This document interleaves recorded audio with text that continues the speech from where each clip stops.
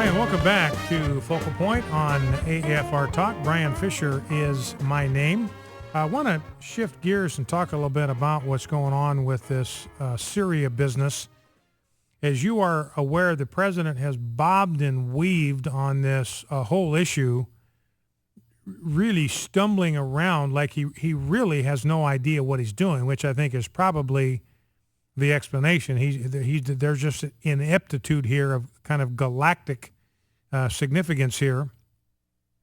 But the president originally said last week, look, I've got the authority to bomb Syria. I'm going to do it. I don't need any authorization from Congress. I don't need no stinking authorization from the Senate or the House. I'm just going to go ahead and bomb Syria. Then he was expecting the parliament in the UK to back him up on that. They didn't. They voted David Cameron down flat. And President Obama suddenly had nobody who was backing him up. Nobody in the international community. Zero. NATO wouldn't. The UN hasn't. Nobody was going to back him up and going into Syria. The only people that were willing to possibly back him up was the country of France. You know, and somebody said that going to war, which is useless, going to war with France, somebody said, is like going hunting with an accordion. It's just virtually useless. So he had only France, and they're not committed. They've just kind of made noises like they might be willing to go along.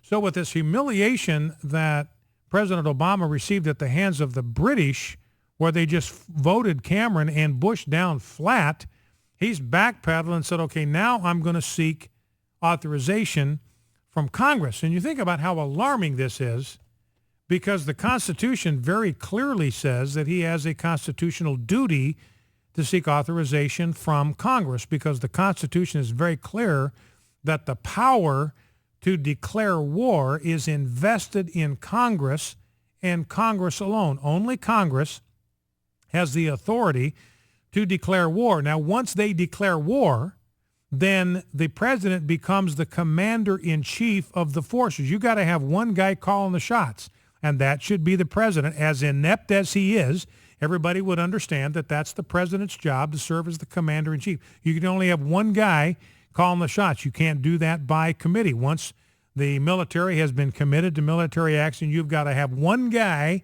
who is in charge, the commander-in-chief. And according to the Constitution, that is the president. You don't want Congress trying to run a war. That's not how you do it. Congress declares war, and then the president serves as the commander-in-chief. And I would argue that if Congress were to give President Obama, were to declare war on Syria, then it would be up to President Obama to actually lead the effort, be the commander-in-chief. I would support that, because that's the right thing to do. He still wouldn't have any idea what he was doing, but at least that would be the constitutional method to dealing with that circumstance. But you think about how alarming it is that we have a president who did not follow the Constitution until he was compelled to do so by the British. It was really the British that reminded President Obama of what the Constitution teaches. In other words, David Cameron, the Prime Minister of Britain, he went to Parliament before he went to war. He said, I need to go to Parliament. I need to make my case before Parliament, and I need to have Parliament vote on what we're going to do. And the Parliament said, no, we do not authorize the use of force. And David Cameron said, I accept that. I disagree with it. I think we ought to go to war. I think we ought to start dropping bombs in Syria. But I will defer to your judgment on that. So you've got a president that had to be dragged, forced, compelled by public pressure into following the Constitution. Wasn't willing to do it. It wasn't his choice to do it. He either did not understand the Constitution, which is alarming. I mean, that's just alarming to a spectacular degree. If he doesn't even understand that the Constitution requires him to go to Congress for this, that would be alarming. But if he understood it and still chose not to do it, then that's just positively dangerous. Now, Victor Davis Hanson, very bright guy, has got a piece on the Pajamas Media, pjmedia.com website, talking about President Obama. Well, I'm going to play a couple of sound bites first. Let's get to clip one before we jump into some of this, and listen to how President Obama describes the military. I'm sure you've heard about this by now, but it's just something. Here it is. hearing this come from his own lips. But as I've already said, I have had my military and our team look at a wide range of options. Let's play that one more time. Listen how President Obama refers to the Army of the military of the United States of America. But as I've already said, I have had my military and our team look at a wide range of options. So not the military of the United States of America, not the military of the people of the United States, but my military. Now here's Congressman Jim McDermott, clip number 2. This guy's a Democrat, hardcore leftist, and he takes pretty serious umbrage here with President Obama referring to the military in the way he did. Let's listen. I actually remember the attacks that Bill Clinton made on Sudan and Afghanistan back in 1995.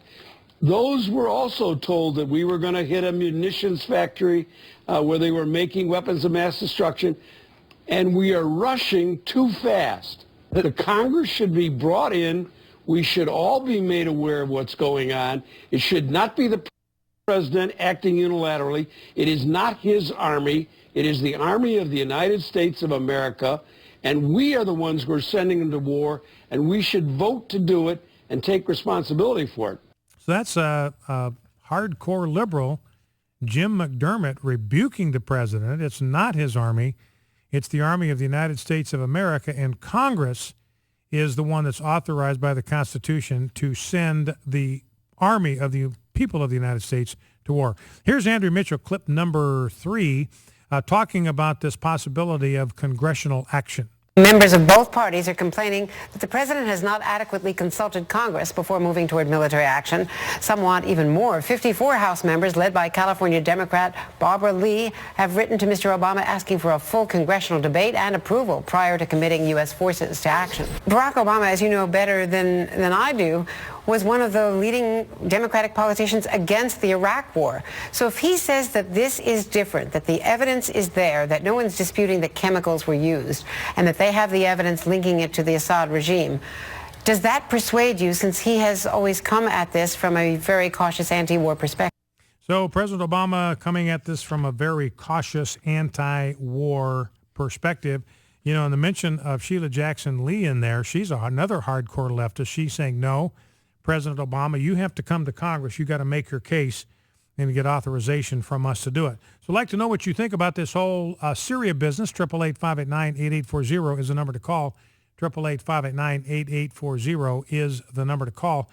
Now, Debbie Wasserman Schultz, clip number 4, she's the chairman of the Democratic National Committee.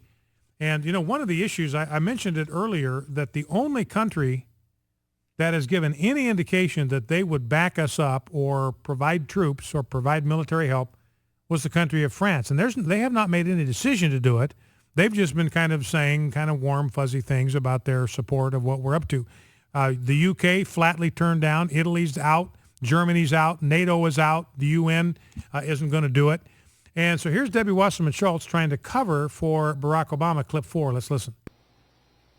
Well, there are other countries. I mean, we have, and from the briefings that I've received, there are dozens of countries who are going to stand with the United States, who will engage with us on military action, and also that back us up. Which countries will use their military power to attack targets inside Syria? That's honestly something, Wolf, I'm not at liberty to say. I mean, some of what I've learned is classified, some is unclassified, but what I can tell you is that there are many nations who have committed to support the United States in our action. Oh, man. Many nations out there that have committed to support us. We just can't tell you who they are. Now, here's Dennis Kucinich, clip number 5. This guy's another hardcore leftist now, hardcore Democrat, or ran for the presidency on the Democratic side of the ledger.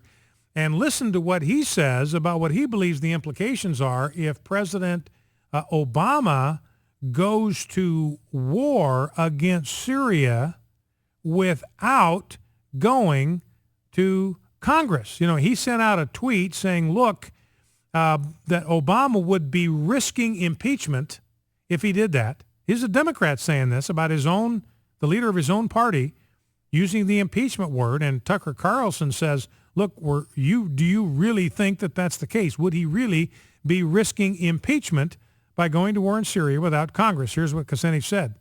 Yes, and I'll tell you why. Because there is no imminent or actual threat to the United States of America. If there was, then people expect the president to defend us.